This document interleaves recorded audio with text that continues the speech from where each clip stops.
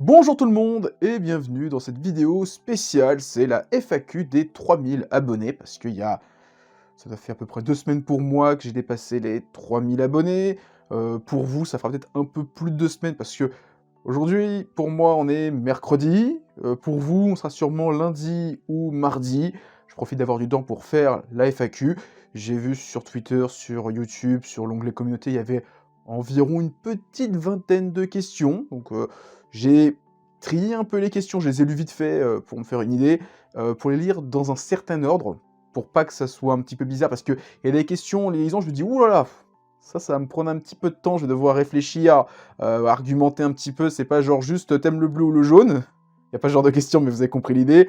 Donc voilà, il y aura des questions, ça va monter crescendo en complexité. Après, il y a des choses, je me dis: «Bon tiens, c'est plus logique de parler de ces questions, les enchaîner, parce qu'il y a un lien logique entre toutes ces questions-là». Après bon, quand une personne pose plusieurs questions, bah, je réponds à toutes les questions d'un coup, même si des fois je me dis: «Ah, j'aurais préféré les faire dans un certain ordre», mais bon, c'est comme ça, et on va commencer maintenant. On commence, alors oui, j'ai tout sur mon téléphone, hein, c'est quand même beaucoup plus simple de lire des questions sur un téléphone que d'avoir un grand papier ou d'avoir l'ordinateur à côté. Donc on commence avec une question de Max Jousse, j'espère que je prononce bien le pseudo. Est-ce que ça va? Alors, c'est juste ça va. Oui, ça va. Ensuite, une question de Nomi Duke, j'espère que je me trompe pas, j'ai pas dit Duck, hein, déjà. Voilà. Ton film d'animation favori, ton réalisateur de film d'animation favori, le shoujo que tu préfères, le manga que tu regrettes le plus d'avoir acheté, le meilleur titre de l'année 2021 selon toi, tes jeux vidéo favoris. Merci à toi. Et merci à toi pour toutes ces questions. On va les faire dans l'ordre. Donc, mon film d'animation favori... Putain, c'est dur. J'avoue, je me dis, tiens, je vais poser les questions simples pour commencer. J'ai mes DVD qui sont là, je suis en train de réfléchir. Heu, putain, c'est chaud. Heu, J'aime bien les films Lupin et je dirais le dernier film Lupin est vraiment cool, mais est-ce que c'est mon favori? Ah, si, je sais, Summer Wars, Mamoru Hosoda. Voilà, Mamoru Hosoda, il a refait son film Digimon en mieux. Voilà, moi je kiffe Summer Wars. Les combats, l'aspect un petit peu Black Mirror avec on parle de la société, la vision de l'humanité avec les réseaux sociaux, et ce côté, la famille proche, etc. C'est le combat, ça ressemble à ce au film Digimon, donc la deuxième partie du film Digimon qu'on a eu en France, qui est donc le deuxième film Digimon qui s'appelle Notre jeu de guerre, ou notre été de guerre, je sais plus trop exactement. Il est génial. Ensuite, mon réalisateur de films d'animation favori. J'hésite entre Masaki Yuasa, parce que j'aime... Alors lui, c'est parce qu'il y a aussi les séries que j'aime beaucoup. Mamoru Hosoda, parce qu'il a fait quand même que des bons films. Satoshi Kon, parce que franchement, lui, en termes de réalisation, il est un petit peu what the fuck. Et après, hein, le king des kings, Hayao Miyazaki, voilà. Mais j'avoue que j'ai quand même une préférence pour Satoshi Kon, parce que Perfect Blue, il m'a mis une putain de claque. Et on m'a conseillé Millennium Actress, ça fait des années que je l'ai pas vu, en fait, je l'ai jamais vu. Des années qu'on me le conseille et que j'ai toujours pas vu. Il faut que je le fasse, parce ce qui paraît, c'est encore... C'est Perfect Blue en encore mieux. Donc Perfect Blue, déjà, je trouve que c'est une putain de claque en termes de mise en abîme un petit peu nolanesque, où on te fait croire un truc mais c'est pas vrai. Je trouve ça génial. Ensuite, le shoujo que tu préfères. Vu que j'en ai lu une dizaine à tout casser dans toute ma vie, le plus parlant pour moi, celui auquel je pense tout de suite dès qu'on me dit shoujo, Lady Oscar, La Rose de Versailles, j'adore. Alors moi j'ai découvert avec la série d'animation, je veux dire le film, la série d'animation qui est géniale. Le manga est bien, mais la série d'animation, pour moi c'est une claque. Clairement. Ensuite, le manga que tu regrettes le plus d'avoir acheté. Ça, c'est simple, c'est le manga Code Geass. Voilà. Alors, il y a eu, pour ceux qui l'ignorent, il y a eu un manga Code Geass qui est sorti chez Delcourt Tonkam un petit peu après l'animé. J'étais dans la grande hype d'avoir découvert Code Geass. Je me suis empressé d'acheter les 8 tomes. Quel mal m'en a pris, parce que franchement, c'est de la merde. Voilà, faut dire ce qui est, c'est du caca. Ensuite, le meilleur titre de l'année 2021 selon toi. Alors ça, je le dis pas parce qu'il y aura une vidéo qui va sortir comme tous les ans en fin d'année où je donnerai mon top 10 manga, mon top 10 animé. Donc voilà, je le dis pas. Mais c'est un manga, j'en parle régulièrement dans mes lectures où je dis que c'est une putain de claque pour l'instant. Celui qui a été pour moi très grande bonne surprise, celui où putain, je prends un putain de kiff à lire à chaque fois, c'est Les Carnets de l'apothicaire. Mais on en parlera, je ferai les pour et les contre, parce que j'ai pas... Là, c'est parce que là, c'est à chaud comme ça. Je pense qu'à la tête reposée, je vais réfléchir, mais voilà. Sûrement lui dans le top 1, lui dans le top 3, c'est sûr. Ensuite, mes jeux vidéo favoris. Alors, je pense à 3-4 licences en particulier. Déjà, il y a la saga Kingdom Hearts, que j'aime énormément. Ensuite, il y a la saga Metal Gear, que j'aime aussi beaucoup. Il y a les God of War, que j'adore. Moi, je suis un putain de fan de God of War. Les dieux grecs, les combats, le sang, etc. Je surkiffe. Et je dirais Final Fantasy, même si j'ai pas fait beaucoup de Final Fantasy, les quelques jeux que j'ai fait, donc le 7 remake et le 7, je l'ai fait un tout petit peu avant le 7 remake pour me mettre un peu dans l'ambiance, le 10 que j'adore, le 15 que j'ai adoré aussi, le 12 que j'ai commencé à faire et que j'ai jamais fini, le 8 que j'ai fait aussi et que j'ai pas fini non plus, mais voilà, à chaque fois que j'ai fait un jeu, j'ai kiffé, même si je les ai pas tous fait comme j'ai dit, et j'attends avec impatience le 16. Ensuite, une question de Ben, alors son nom est à l'envers, donc je vais lire son arrobase, Ben Vinzen. Question facile de collectionneur, petit visu de ta mangatech, tu as combien de tomes en tout? Alors, visu, vous allez avoir un vieux hangar sur garde, parce que, pour la petite histoire, ça fait quelques temps que je me dis, j'ai envie de déménager, donc je déplace mes mangas dans un endroit pour que ce soit plus facile à transporter pour plus tard. Donc ils sont tous dans des boîtes en plastique, etc., pour que ça prenne pas trop l'humidité, pour l'instant c'est cette image-là qu'il y a, donc c'est pas terrible. Et normalement, d'après Manga Collect, je vous mettrai à nouveau mon Manga Collect en description, j'en suis à peu près un peu plus de 5000 mangas, sans compter les BD, les comics. Ensuite, quel est ton top 3 actuel, tout genre confondu? Continue comme ça, ta chaîne est top et mérite plus de visibilité. Grand merci. Donc quel est ton top 3 actuel manga? One Piece numéro 1 déjà, voilà. Après, si je partirais simplement sur des mangas que je suis toujours en cours de lecture, ou donc où c'est... pas qu'ils soient terminés au Japon, mais qui sont encore en cours en France, je pense que les Rôdeurs de la Nuit, c'est un putain de kiff. Moi, je kiffe chaque tome, même si on arrive vraiment proche de la fin, et que j'ai pas lu l'arc final, chaque tome, c'est une putain de tuerie. Ensuite, Les Liens du Sang, que j'aime beaucoup, Les Liens du Sang, chez Kiun, de Shuzo Oshimi, c'est vraiment un super titre, même si la parution est très lente. Ensuite, comme j'ai dit, Les Carnets de l'apothicaire. Moi, à chaque fois que je lis un tome, c'est un des premiers trucs que je lis, il y a ça, et Shirulan, chez Mangetsu, c'est les quelques mangas sortis cette année où, franchement, je prends un très grand plaisir à lire chaque sortie. Ensuite, il y a une question de La Flamme 713, ton mangaka favori? Alors là, la question est très simple. Naoki Urasawa. Voilà, que j'ai pas besoin de réfléchir. En fait, j'adore One Piece. C'est même mon manga préféré. J'adore le dessin d'Eiichiro Oda. Mais One Piece, c'est que One Piece.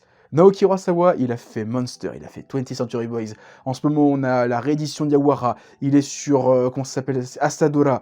Il a fait Happy, Master Keaton, Billy Bat, Pluto.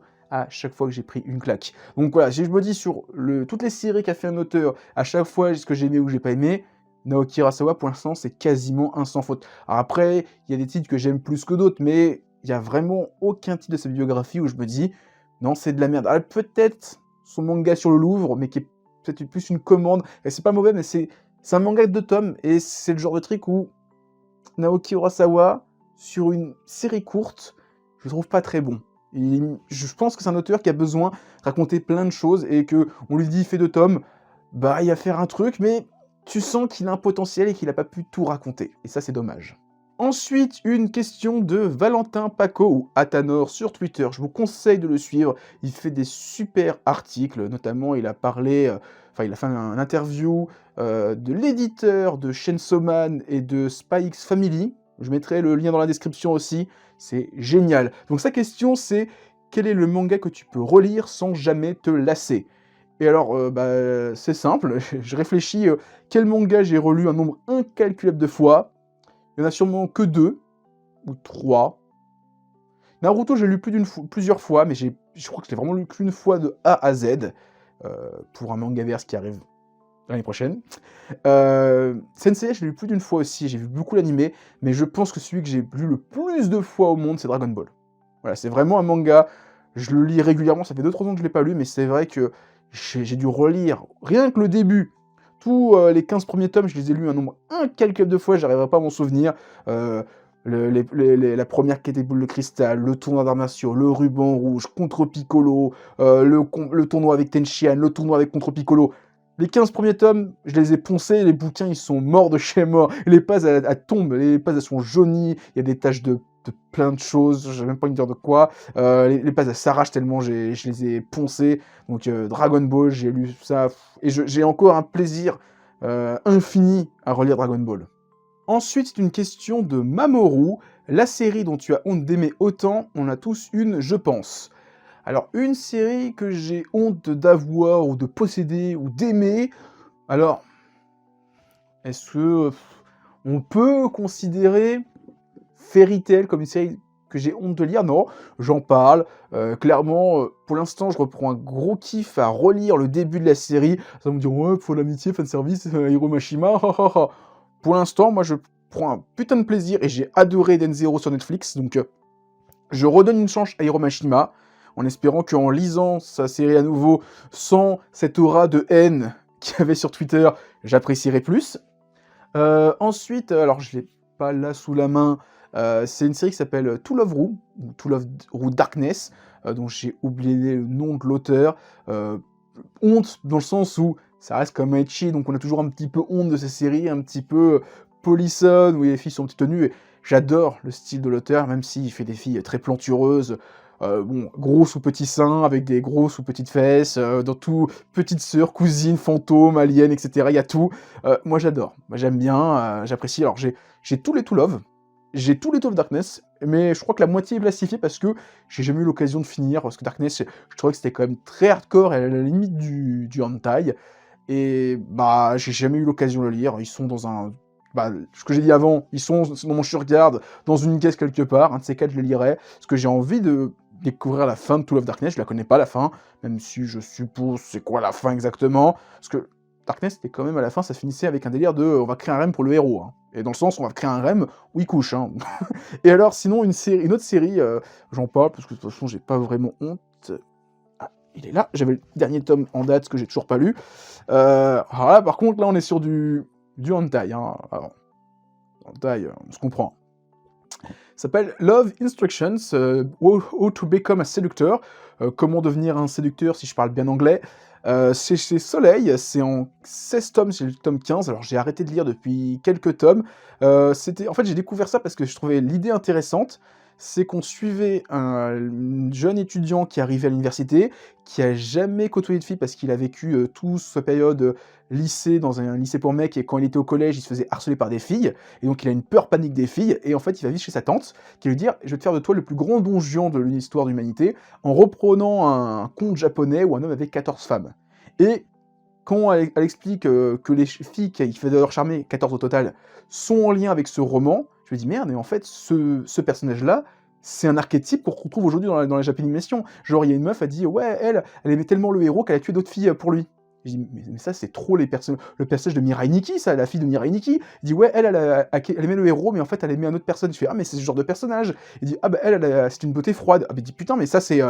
Comment ça s'appelle la meuf aux cheveux blancs dans Evangelion, il y a la tsundere, et en fait, quasiment tous les archétypes qu'on retrouve dans les mangas ou les animés, ben, découlent plus ou moins de ce roman, et c'est pour ça que j'ai trouvé le manga intéressant. Alors après, ça couche, hein. Par contre, il y a des scènes zizi pampan, hein, voilà, je le dis, donc c'est vrai que j'en ai un petit peu honte, j'en parle rarement dans mes lectures, parce que, bah déjà, si je mets une image, je vais me faire strike, et j'ai un petit peu honte d'en parler, voilà, j'en parle dans ma FAQ.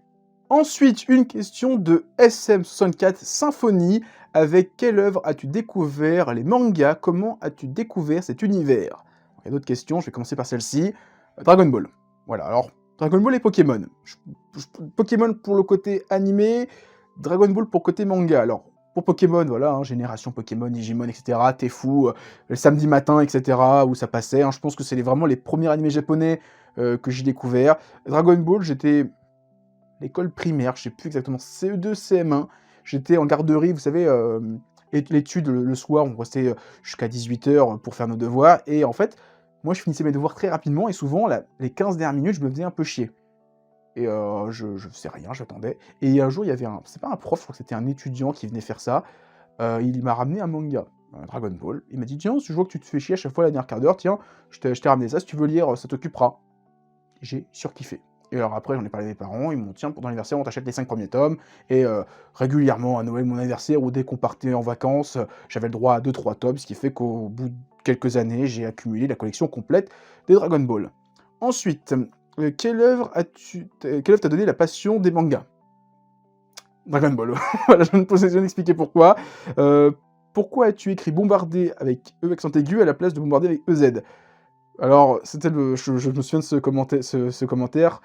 C'était le jour où j'étais vraiment à quelques abonnés des 3000. Il était 5 h du matin. J'allais partir pour le boulot et j'ai écrit ça. Et je vais pas les yeux en face des trous. Après, c'est juste que je suis aussi un gros analphabète. Voilà! Ensuite, une question de Nagatoro avec un petit cœur. Je ne sais pas, quel est le premier manga que tu as acheté? Alors, qu'on m'a acheté, soit c'est Dragon Ball, les premiers tomes, soit c'est Pokémon La Grande Aventure, tome 5.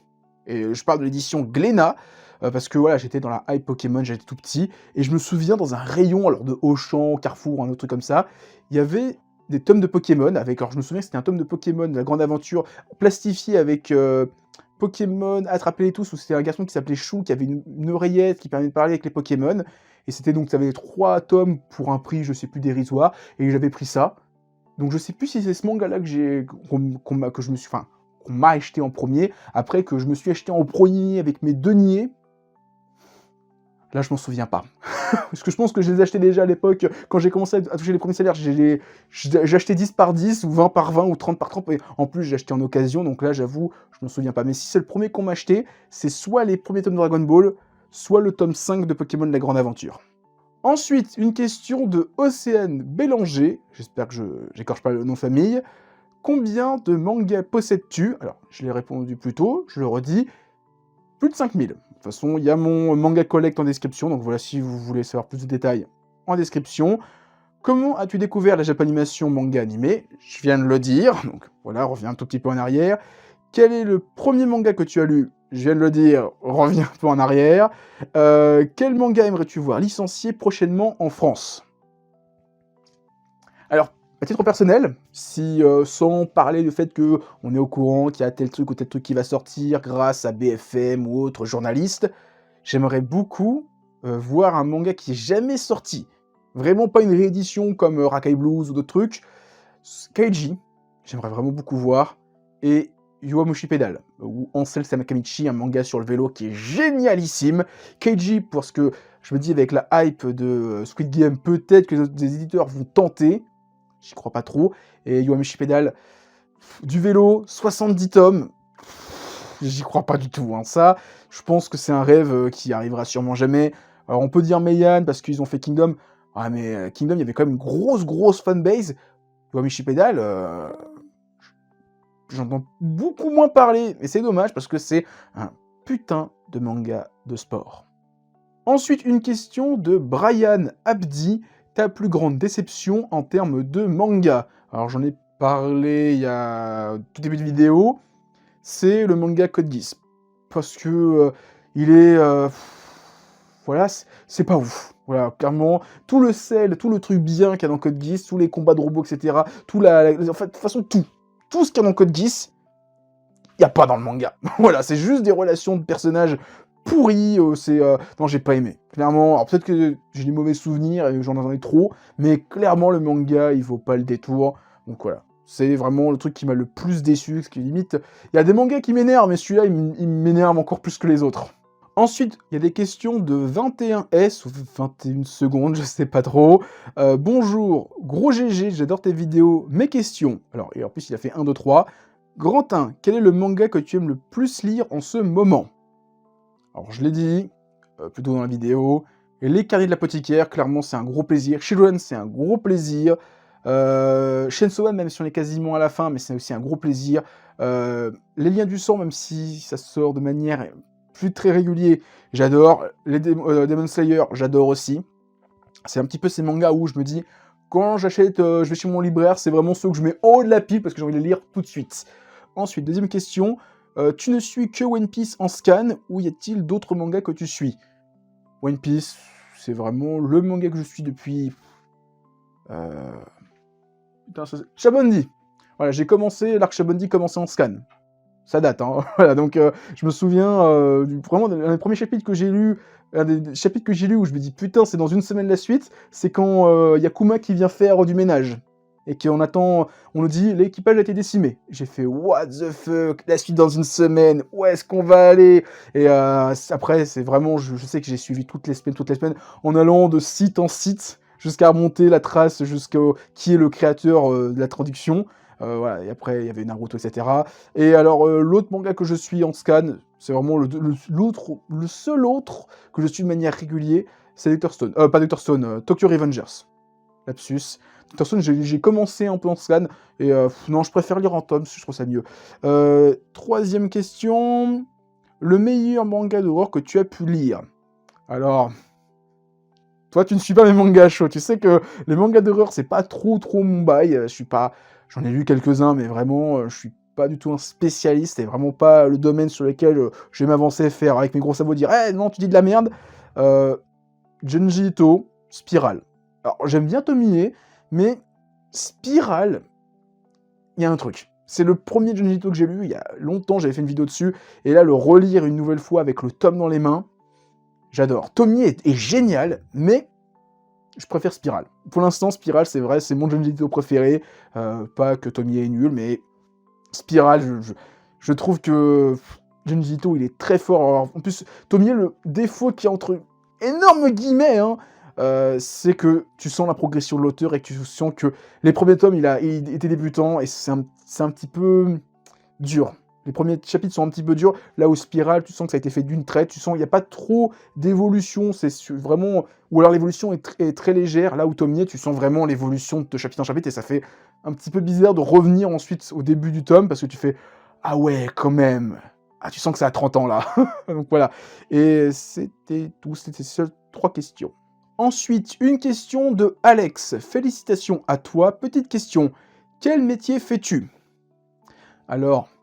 Actuellement, je suis... Alors, mon titre sur ma fiche de paie, etc., c'est expert en réseau et télécommunications et sécurité. Ça veut absolument rien dire, comme ça. En grosso modo, mon boulot actuel, c'est... je suis expert dans un domaine qui s'appelle les réseaux et télécoms, et aussi la sécurité sur les réseaux, plus sur la partie B2B, donc vraiment sur des clients professionnels, donc c'est pas le petit monsieur chez lui qui relate sa télé, c'est vraiment les entreprises. Et donc je suis avec une équipe et en fait on s'occupe de toute la gestion réseau et télécom de son infrastructure.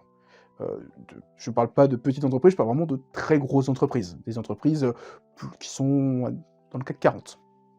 Et moi je suis pas dans cette boîte, je suis un prestataire d'une autre boîte qui travaille pour cette boîte. Voilà, donc je me la pète un petit peu, dit comme ça fait un petit peu péteux. Hein. Alors je reprends, ça a coupé, j'ai une petite coupure, excusez-moi. Quel genre de manga tu préfères le plus? Seinen, shonen, slice of life, et pourquoi? Alors, je vais faire mon enculé, mon gros connard. Shonen Seinen, c'est pas des genres, c'est des cibles éditoriales, mais je vois ce que tu veux dire par là. Alors, j'aime beaucoup, il y a 3 genres que j'aime beaucoup. Les mangas de samouraï, les mangas de sport, et les furios. Et vous savez quoi? Ils ont un point commun, ces 3-là. Ça marche pas en France. C'est horrible, hein. Mais c'est vrai, hein. Les mangas de sport, ils font pas des ventes de ouf. Les mangas de... J'ai dit quoi? Les samouraïs.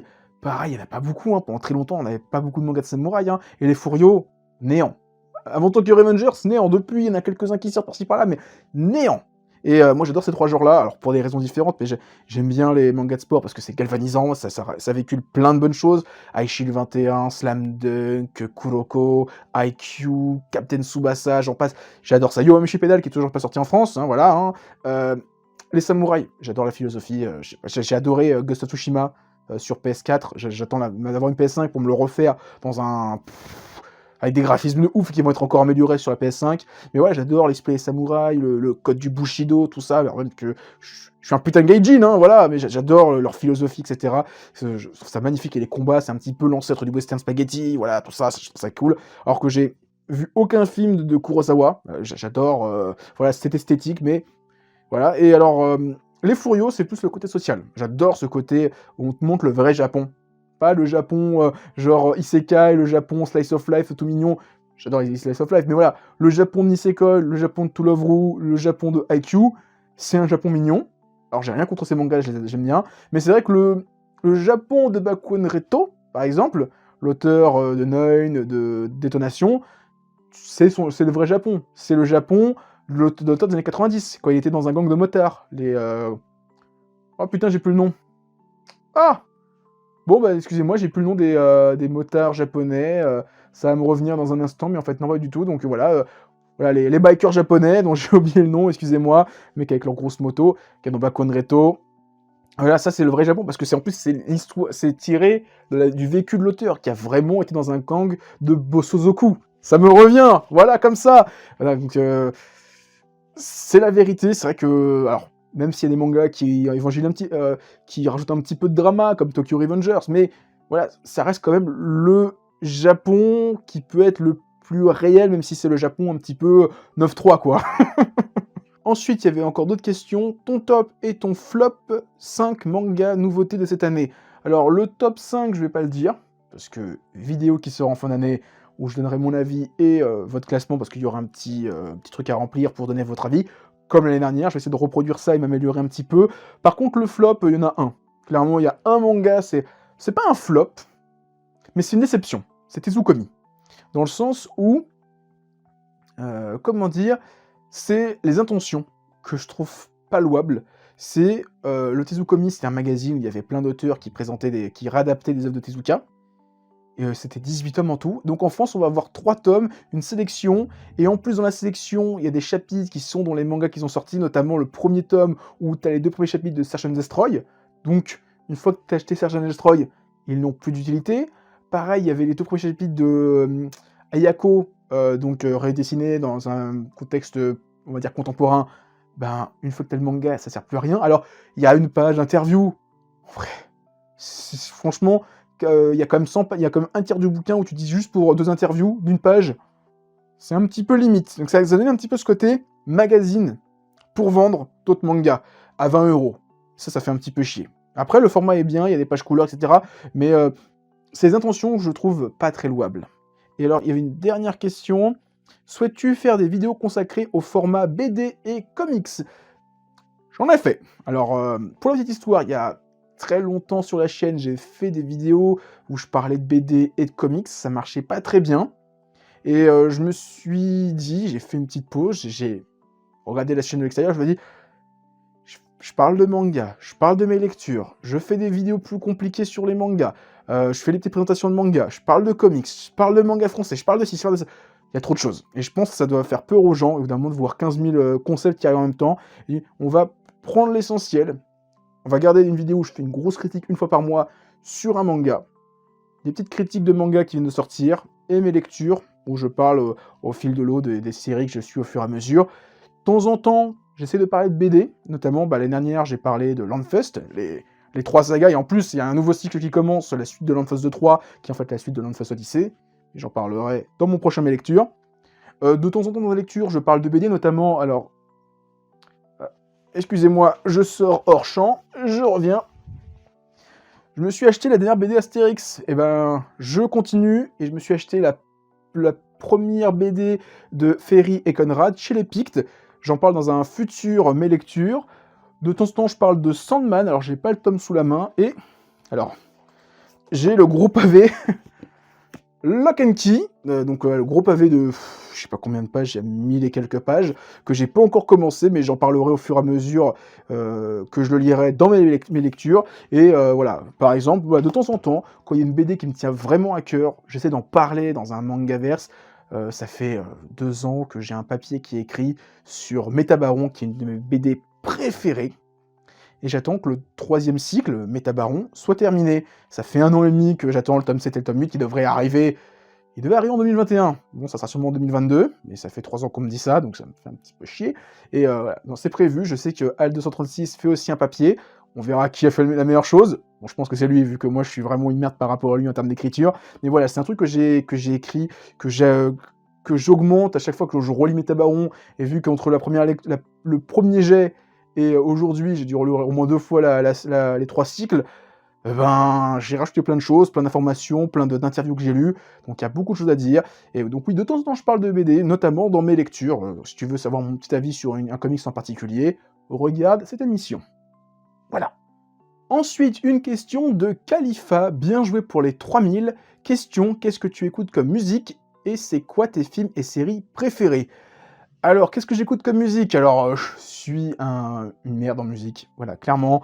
Je le dis, j'ai pas l'oreille musicale, j'ai pas de goût en musique. Moi, j'écoute des trucs, ça fait 10 ans que je les écoute et je change quasiment pas. Je suis j'ai grandi avec un père qui était fan de Metallica, de Rolling Stone, de Queen, donc j'écoute beaucoup de Queen, j'apprécie. J'écoute d'autres groupes de métal qu'on perd un peu moins. J'aime bien Heavenly, donc j'aime bien les groupes de métal avec une putain de thématique. Heavenly, c'est des pirates. Ils se prennent pour des pirates. J'aime bien... j'ai plus leur nom. C'est des loups. Excusez-moi, j'ai plus le nom du groupe. C'est des... c'est des loups catholiques. Donc c'est des mecs qui se prennent, c'est des prêtres catholiques, des papes, etc. avec des têtes de loups, donc j'ai oublié le nom. J'adore j'adore leur musique. J'aime bien le côté un petit peu très grandiloquent, très catholique, etc. Mais j'ai quelques groupes. Après, ouais, de temps en temps, on écoute des OST aussi. L'OST de Kingdom Hearts, je me bute dessus. L'OST de Persona, je me bute dessus. L'OST de God of War, pareil. Asura's Wars, pareil. Et des animés, notamment en ce moment, il y a une musique d'opening que j'écoute en boucle, c'est celle de Fena. Princess Pirate, j'adore l'opening. Et il y a les OST de Demon Slayer, en ce moment, je les réécoute. Elles sont trop belles. L'OST de l'épisode 19, elle me fait chialer. Iruma, le Sayonara Aligato, ça me fait pleurer. Voilà, donc voilà, je suis un gros... je suis nul en musique, hein, voilà, clairement. Vous m'invitez à une soirée, une blind test, moi je fais les openings, les génériques de télé. Après, quand on passe à la vérité française, je me couche, hein, j'ai perdu. Et alors l'autre question, c'était mes séries et films préférés. Je suis un grand fan de Tarantino. Donc déjà, les films Tarantino, j'adore. J'ai adoré son dernier film, Once Upon a Time in Hollywood. Je suis allé le voir 4 fois au cinéma, je l'ai revu déjà 2 fois. J'ai lu le roman, j'ai relu encore le film derrière. J'adore. C'est vraiment, pour moi, son meilleur film. Mais mon préféré de sa filmographie, c'est Pulp Fiction. Voilà, c'est un peu bizarre ce que je viens de dire. Après, il y a des films d'animation que j'aime beaucoup. J'aime bien, comme j'ai dit, les Miyazaki. J'aime bien ce qu'a fait Satoshi Kon. J'adore ce que fait Mamoru Soda. Mais ouais, Pulp Fiction, Tarantino, j'aime bien. Après Star Wars, etc. Un peu les Marvel, voilà, tout ça, tout ça. Et en série, Game of Thrones, c'est vraiment une série que j'adore. Après, d'autres séries qu'on parle un peu moins, j'adore Soprano. Alors, ceux qui connaissent pas, c'est sur un petit parrain de la pègre, d'une petite... Alors, je crois que c'est quoi déjà la ville? C'est pas New York, mais c'est pas le Maine. Ah purée, j'ai plus mon... En fait, c'est un peu les mafieux, mais de la banlieue new-yorkaise. Donc pas les grandes tours, mais juste à côté. Genre c'est un peu pas les mafieux de Paris, mais les mafieux du 9-2. Et genre la petite commune du 9-2. Voilà, un truc comme ça. Alors je sais plus c'est comment la ville, purée, ça me revient pas. Et il y a The Wire, sur écoute, qui est une série qui se passe à Baltimore, où on va suivre la police qui enquête sur le trafic de drogue, qui met les gens sur écoute, qui met alors, ça se passe début 2000, donc c'était encore les téléphones sur cabine. Mais en fait, la série évolue avec son temps. Et donc au fur et à mesure que la série évolue, la technologie évolue. Au début, les gens, ils vont sur la cabine téléphonique, ils ont des beepers, et au fur et à mesure que la série avance, on passe au téléphone portable. Donc, ils mettent sur écoute les portables, les cartes à puce, etc. C'est génial, c'est 5 saisons, on voit Baltimore, on voit vraiment tous les quartiers, tous les rouages de la société, parce que il y a une saison qui se passe sur la police, après on part sur le milieu scolaire, il y a un moment où on parle des dockers, on parle plein de choses. La saison sur l'école, elle est horrible. Clairement, c'est celle qui est la plus dure. Parce que tu vois vraiment les enfants de Kamé, comment ils vivent. Ça fait mal au cœur. Voilà, voilà. Et il y a The Shield aussi que je vous conseille, qui est sur la police, un flic véreux qui se passe à Los Angeles, trafic de drogue, etc. C'est génial aussi. Même si les dernières saisons sont un petit peu moins bonnes, jusqu'à la saison avec Forest Whitaker, la série, elle est géniale. Et j'oublie, il y a aussi Breaking Bad qui est trop bien. Ensuite, une question de Laura. Quels sont tes coups de cœur manga, BD, comics de l'année 2021? Alors, manga, encore une fois, je dis pas parce que il va y avoir une vidéo qui va sortir en fin d'année, donc je ne vais pas le dire. Après, en comics, j'ai pas lu beaucoup de nouveautés, donc ça va être un peu compliqué. Par exemple, voilà, j'ai l'intégrale de Lock and Key, mais c'est l'intégrale, donc les tomes sont sortis il y a longtemps. Et je l'ai toujours pas lu, donc je peux pas vraiment juger. J'ai acheté quoi d'autre comme comics? J'ai acheté un comic sur Hawkeye, je crois que c'est tout. J'ai acheté 2-3 comics par-ci par-là, c'est vraiment tout. Vraiment, la BD que j'ai le pas en termes de, entre guillemets, nouveauté, hein,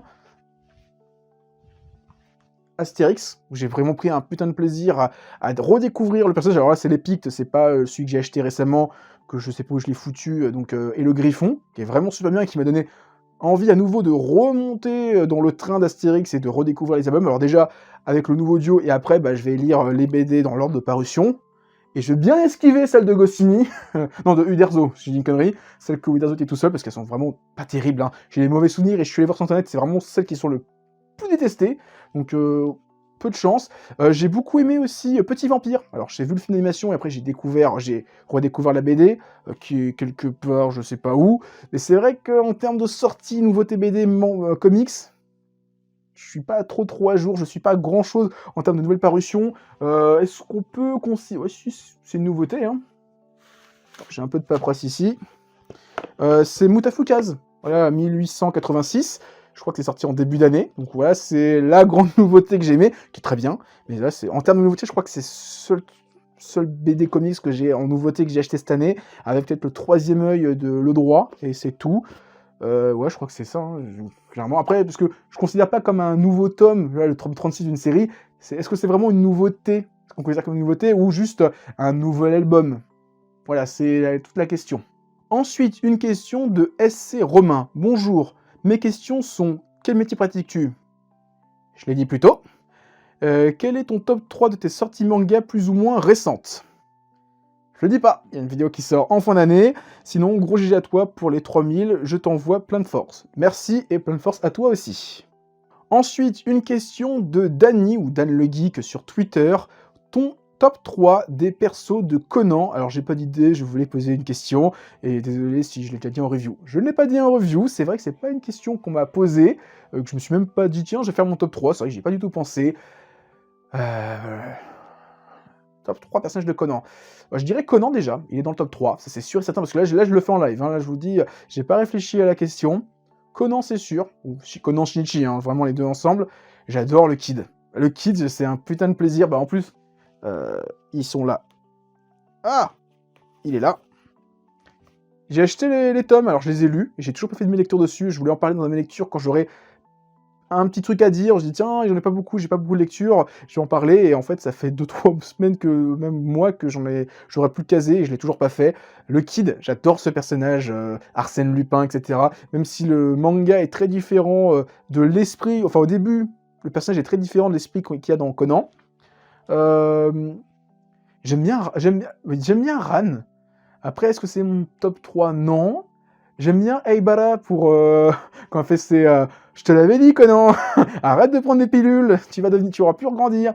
Agasa est sympa, mais c'est pas mon personnage préféré. Ayumi, je la trouve mignonne parce que elle est vraiment à fond sur Conan. Et Conan, il dit, non, mais en fait, t'as 8 ans, moi j'en ai 36, arrête, calme-toi là. Mais elle est marrante, marrante plutôt. J'aime bien Maigret, mais c'est pas mon personnage préféré. Si, je sais. En fait, j'allais dire comment il s'appelle, Akai, mais en fait, Asumi Sera, Sera, elle me fait trop marrer. Avec sa petite quenotte là, elle me fait trop marrer, qui fait, elle a tout piqué à son frère en termes de look, j'adore. Donc ouais, je pense que c'est, je dirais, Sera en troisième, Kid et Conan. Conan Shinichi, hein, vraiment les dieux ensemble. Donc voilà, c'est ça mon top 3. Ouais, Sera, en fait, j'avoue que j'avais oublié, mais elle me fait trop marrer, elle est trop marrante. Elle est toute mignonne en plus. Tout l'arc qui était donc l'avant-dernier arc actuel, donc l'arc de Bourbon. J'ai trouvé vraiment super sympathique comme personnage et très rafraîchissante, malgré que le dernier film avait spoilé plein de choses. J'adore ce personnage. Ensuite, une question de Nico. Alors pour ceux qui ne le savent pas, c'est l'éditeur de Château, donc suivez-le sur Twitter, il est super sympa. Il fait des lives aussi, alors j'ai participé des fois à ses sessions Among Us, où on rigolait bien. Donc sa question, alors c'est une question très pointue là. Penses-tu que le marketing de plus en plus agressif pour chaque sortie de nouveauté manga fait du tort à celui-ci? Alors, moi je vais parler de mon ressenti vis-à-vis d'une série qui est sortie récemment, qui a été énormément marketée. C'est Kaiju 8, Kaiju 8, Kaiju Number 8, Kaiju numéro 8. je trouve ça incroyable. Alors là, déjà, on va commencer par ça. Je trouve ça incroyable ce qui a été fait. Genre, on fait un tirage de fou, ça a battu le nombre de ventes en une semaine pour un numéro 1 de premier tome sur la Bibliothèque nationale de France. C'est incroyable. Ça, on peut pas le nier. Ça, là, le manga, c'est plus un truc qui est dans ta chambre de geek où tu joues et tu lis tes mangas dans une grotte comme un pestiféré. On le montre au grand public, c'est génial. Maintenant, j'ai l'impression qu'on mettait trop en avant ça, et on parlait pas beaucoup de l'œuvre. Et c'est ça qui est un petit peu... Ah, j'ai pas trop aimé, j'ai l'impression que l'œuvre avait pas de... On savait pas quoi dire sur le manga, donc on disait « Ah, c'est le premier manga à faire un tel tirage, ah, c'est le premier manga à faire ci, ah, c'est le premier manga à faire caca !» Au bout d'un moment, il parle de quoi le manga? Voilà, et donc ça m'a pas intéressé. J'ai lu les premiers chapitres sur Manga Plus, et j'ai fait « Bah, c'est pas mauvais, mais c'est pas pour moi. » Clairement, c'est un bon manga, il est bien dessiné, il est agréable à lire, mais il me fait pas vibrer comme, je sais pas, Demon Slayer me fait vibrer, comme un Chainsaw Man me fait vibrer, comme un My Hero Academia me fait vibrer. J'ai pas eu cette corde qui m'a fait dire « Ah, j'ai envie de lire la suite. » Alors peut-être que je vais attendre qu'il y ait 2, 3, 4 tomes qui sortent un petit coffret, genre tenez les 5 premiers tomes dans un coffret pour céder et lire 5 d'un coup et dire « Ah, en fait, c'est trop bien. » Mais là, j'avoue, sur les 3 premiers chapitres qui ont l'air de correspondre quasiment au tome 1, j'avais pas envie de lire la suite, en fait. Et j'ai lu, j'ai fait « Ouais, bah, c'est bien. » Mais je peux attendre qu'il y ait plus de tomes pour lire plus de choses d'un coup. Là, j'avoue que j'ai aucune envie d'acheter le tome. Donc, c'est mon avis. Et alors, c'est vrai qu'au bout d'un moment, ben, c'est un truc qu'on a ressenti. Je l'ai ressenti avec des potes. Genre, c'est... Oh, regardez, on vous envoie le service presse. Tout le monde en parle. Semaine suivante, tenez, je vous envoie le nouveau service presse. Tout le monde en parle. Le titre d'avant, on oublie. Je parle, comment il s'appelle ce titre-là chez Glénat? Ah, purée, le truc avec la tête d'oiseau, j'ai oublié le nom. Bon, ça me reviendra. Shangri-La Frontière. J'avais le Glénat Manga News qui est juste par terre, il y avait le titre en gros. On n'en parle plus. C'était le truc de ouf, le truc de la rentrée, patati patata. Keiju est arrivé, oublié. Les gens n'en ont plus parlé. Alors que pourtant, c'est un banger, hein, c'est le meilleur manga de tous les temps, etc. Hein. Ça a tenu une semaine. Après, les gens sont passés à autre chose. C'est un petit peu dangereux quand même, c'est à ce niveau-là. Alors après, sur le marketing, c'est là je digresse un peu de la question d'origine, c'est le côté, il y a des éditeurs, ils mettent tous leurs œufs dans un panier, donc ce qui est un petit peu dangereux, et des fois, on demande, en tant que fan d'une série, on se dit, mais t'es juste un tweet, genre, on sort ce manga cette semaine, genre juste, ou, oh tenez, ce manga-là a une nouvelle couverture au Japon, pour qu'on en parle, parce que des fois, il y a des titres qui sont bien, qui n'ont pas eu leur public sur le tome 1, qui sont un peu oubliés, et les premiers lecteurs du tome 1 poursuivent un peu la lecture. Par contre, ben, ça gagne jamais de nouveaux lecteurs, parce qu'on n'en parle jamais. On n'essaie pas de ramener des nouveaux lecteurs pour un deuxième tome, un troisième tome. Alors, je dis ça avec des yeux de profane, je suis pas professionnel, mais je me dis juste mettre un commentaire. « Eh, regardez, c'est le 4e tome de telle série !» Les gens se disent « Waouh, elle est trop bien cette couverture, c'est quoi ce manga ?» Et là, tu peux enchaîner une conversation, dire « Ah, ça parle de ci, ça parle de ça. » Mais « Oh, c'est trop bien, je vais acheter les 4 tomes. » Et t'as un nouveau lecteur. C'est tout con, mais je me dis, pourquoi les éditeurs font pas ça? Alors c'est du travail, c'est quand même, etc. Mais je me dis, ça peut gagner de nouveaux lecteurs, de juste tweeter une nouvelle couverture, dire une petite annonce sur un nouveau titre. Après, c'est sûr que quand t'as 400 titres, eh ben, c'est compliqué de faire 400 tweets. Et bon, c'est la vie aussi, au bout d'un moment, de faire 400 mangas, faut assumer, hein, c'est comme ça. Alors après, je reviens sur la question d'origine, parce que je crois que j'ai beaucoup digressé. Penses-tu que le marketing de plus en plus agressif pour chaque sortie de nouveauté fait du tort à celui-ci? Bah oui, parce que regarde, Shangri-La Frontière, marketé de ouf, il y a eu une soirée, tout le monde a reçu un kit presse, on a eu Keiju 8, on a oublié Shangri-La Frontière. Donc ça fait du mal aux autres titres, parce que tu mets en avant ce titre-là, alors l'éditeur a gagné beaucoup d'argent, mais derrière, il va y avoir 8 séries qui vont être tirées derrière, où il va y avoir 5 fans qui vont être en mode « Bon, bah c'est le tome annuel, on attend le prochain », et la série se meurt tout doucement, parce que elle va pas engranger de nouveaux abonnés, de nouveaux lecteurs, et c'est un peu dommage. Donc voilà, c'est bien, mais en même temps c'est dangereux. Voilà, c'est un peu mon avis. À nouveau, une question de Alex. Alors il avait posé cette question quand j'ai annoncé que je m'approchais des 3000 abonnés. Donc il a fait une première question, donc j'en parle en fin de vidéo, tout à fait logique. As-tu des idées de vidéos que tu aimerais développer, thème, sujet, format, dans les mois à venir? Alors je vais répondre à cette première question. Ça fait 2-3 mois que je réfléchis à un projet, je réfléchis à des sujets avant d'en parler, mais j'ai mes lectures qui prennent, j'en fais quasiment une fois par semaine. Les mangas à chaud régulièrement, ça dépend des sorties. Les mangaverse qui prennent beaucoup de temps, mine de rien, parce que c'est ce qui prend le plus de temps, de récupérer des musiques pour les mettre un petit peu, le moment où je fais le con, le mariole dans la caméra pour faire un fil conducteur à la con, toute la critique, toutes les lectures, parce que avant de faire une vidéo, je me relis l'intégrale du manga, ça prend du temps, je récupère toutes les images que je peux par rapport à des thèmes. Alors, ce que je fais, c'est quand j'ai le tome, je m'arrête, je vais sur un site, je vais essayer de récupérer les scans, et je me fais des petites annotations, genre numérotées, c'est ma technique, j'ai lu le chapitre 1, genre Naruto fait un don d'honneur à quelqu'un. Chapitre 8, Luffy mange un poulpe, etc. Et comme ça, quand je fais ma critique, je repense à ces images-là, que j'ai mis en tête. Et quand je fais le montage de la vidéo, je sais que j'ai besoin de cette image-là, bah, j'ai plus qu'à la chercher parce que je l'ai déjà numérotée, je l'ai déjà noté, je sais que je cherche une image où Naruto fait telle action, et comme ça je peux la mettre dans ma vidéo, et c'est beaucoup plus... Alors je me retrouve avec 400 images, et je vais en utiliser peut-être 40 à la fin, mais au moins, si j'ai besoin de quelque chose de bien précis, je passe pas 1 heure sur un site à retrouver la page en question. Donc, oui, pour la question d'origine, est-ce que j'ai des projets? J'en ai un, mais il faudrait que je mette Mangaverse en pause. Donc, il y a un truc qui va arriver, j'y réfléchis, je commence à réfléchir à des sujets, et ça sera un truc totalement différent. Je vais pas dire unique sur YouTube, mais sur le manga français, j'ai jamais vu ça. Alors je dis pas quoi, mais alors, ça sera pas inédit, hein, c'est dans le sens où ça va être une manière de raconter certains types d'arcs dans des mangas, mais d'une manière différente, qu'on n'a jamais... En tout cas, j'ai jamais vu sur YouTube. Et ça va demander un peu de recherche, un peu de travail, etc. Donc ça prendra peut-être beaucoup plus de temps. Donc je pense que ça arrivera sûrement fin 2022, début 2023, et je mettrai sûrement Mangaverse en pause. Donc une fois que j'aurai fait la saison 3, je mettrai l'émission en pause pendant 6 mois, 1 an, avant de reprendre. Ensuite, as-tu une nouveauté manga BD qui t'a surpris cette année, et même même chose de côté BD, manga, qui au contraire t'a déçu? Manga, je l'ai dit en déception, Tezukomi pour les intentions que ça a été fait.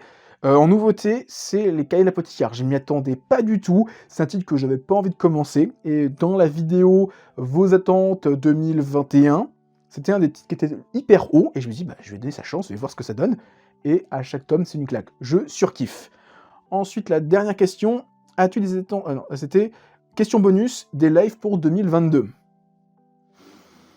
Non. Voilà, non, je pense pas. Pas tout seul en tout cas. Participer avec des copains à des vidéos, des petits copains, des petits copains, des potes que j'ai rencontrés sur YouTube qui veulent faire une vidéo, ils m'invitent, pas de souci. Tout seul, non. Clairement, non, je me sens pas capable. En fait, c'est surtout parler pendant 3 heures devant un public que je vois pas. Juste voir des messages défiler et avoir peut-être 3 personnes qui me posent des questions. Non, voilà, j'ai pas envie. Autant participer avec un débat où on va dire ouais, demain, tu viens dans un live, on va parler de tel manga, ouais, je suis chaud ou non, je suis pas chaud, ça me plaît. Mais tout seul, pour l'instant, non, et en plus, j'ai pas la fibre, donc Twitch, c'est mort. J'ai essayé des fois sur YouTube, mais c'est infernal, invivable, donc non, pas pour l'instant. Ensuite, une question de DTH Raise. Salut Monsieur Mangas, moi je me demandais, est-ce que tu as déjà eu des périodes pendant lesquelles le manga t'a ennuyé, ou bien il existe tellement de genres différents du manga que ça n'était pas encore arrivé? Ça m'est déjà arrivé, où en fait ça m'arrive régulièrement, où en fait je lis les mangas, je lis, j'enchaîne, et overdose. Et j'ai besoin de lire autre chose, d'autres japonaiseries. Et donc ça m'arrivait souvent, c'était l'été, où je faisais un gros break manga, et je regardais des séries américaines, des films américains, j'arrêtais tout ce qui était animé, je regardais vraiment que des séries américaines, je lisais des BD, des comics, etc. Et ça me permettait de faire une petite pause, de m'imprégner d'autres choses avant de reprendre là-dessus. Maintenant, je l'ai un peu moins parce que je lis un peu plus de BD et de comics en même temps, ce qui fait que on va dire sur 6 mois, ça montait, et il me fallait 2 mois l'été pour tout redescendre. Bah, le fait d'en lire de temps en temps, en fait, ça on va dire le niveau d'ennui monte moins vite. Là, le fait de lire un Sandman une fois de temps en temps, ça rebaisse. Là, j'ai les Lock and Key, ça rebaisse, etc. Les Astérix, ça va refaire baisser, etc. Donc voilà, le fait de lire beaucoup plus de mangas, enfin de comics et de BD, ça aide un petit peu. Après, c'est vrai que depuis quelques temps, il y a beaucoup plus de mangas, je lis beaucoup plus de mangas qu'avant.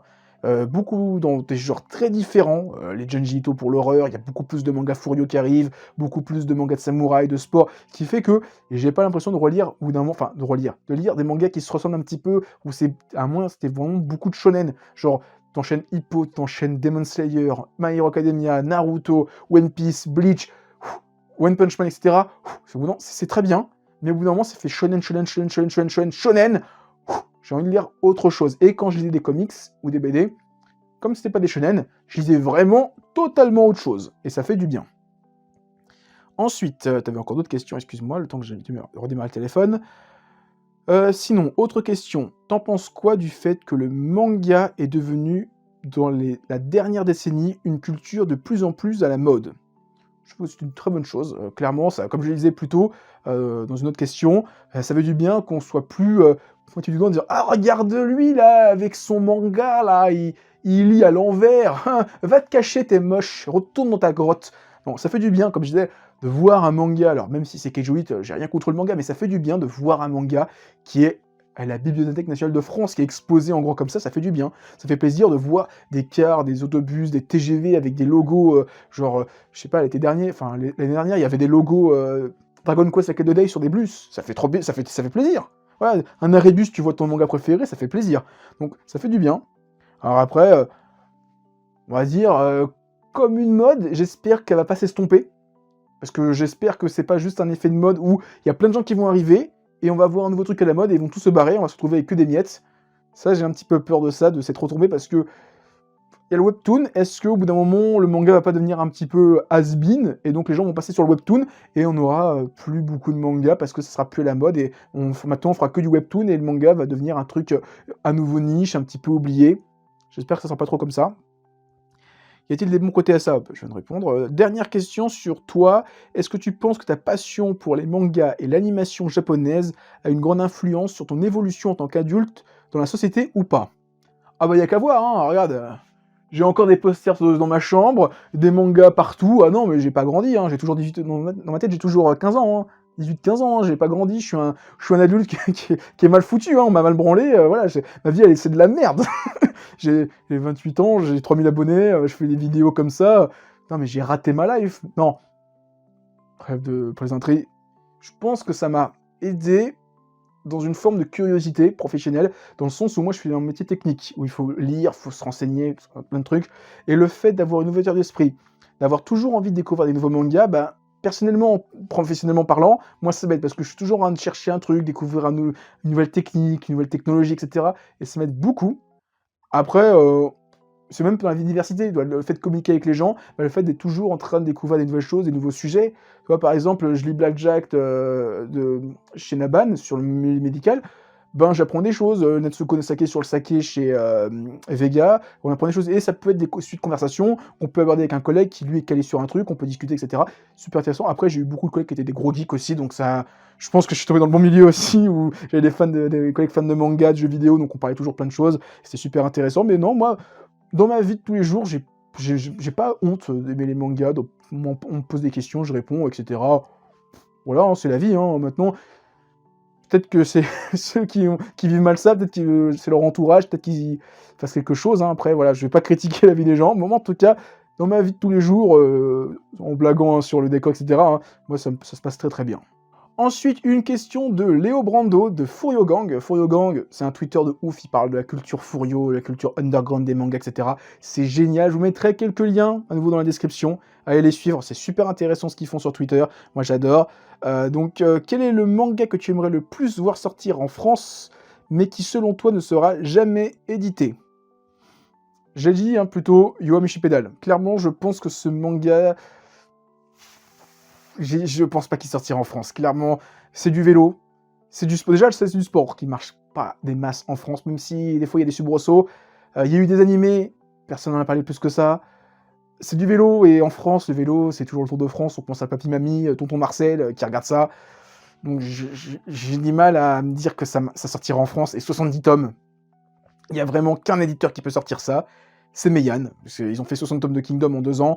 Je pense que c'est les seuls qui peuvent sortir un manga aussi long, et vu que c'est pas un manga qui est hyper fédérateur, j'ai du mal à me dire que ça sortira un jour en France. Et Keiji, j'y crois un peu plus parce que Squid Game, mais quand même, si tu devais te séparer de tous tes mangas et garder qu'un seul titre, tu choisis lequel?